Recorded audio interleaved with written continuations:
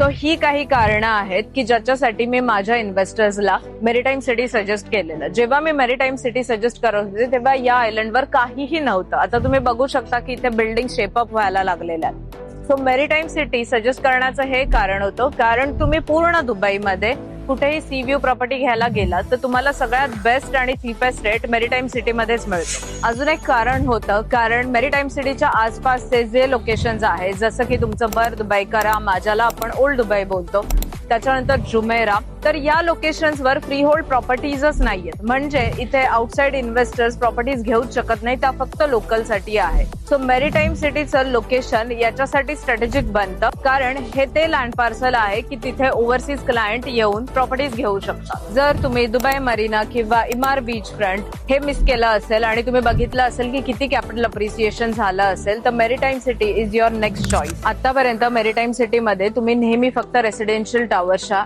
Add बघितल्या असतील, पण इथे पहिल्यांदाच या लोकेशनवर एक कमर्शियल टॉवर लॉन्च होतोय. सी व्ह्यू प्रॉपर्टीज असणारे, सी व्ह्यू ऑफिसेस असणारे, हा पहिला लॉन्च आहे या पूर्ण लोकेशन मध्ये. त्याच्यामुळे ही बेस प्राइस असणार आहे आणि ऍज अ इन्व्हेस्टर तुम्हाला याचा खूप जास्त फायदा होणार आहे. सो तुम्हालाही जर कमर्शियल ऑफिसेस मध्ये इन्व्हेस्ट करायचं असेल तर मला आजच DM करा आणि आपण झूम कॉलवर नक्की कनेक्ट करूया.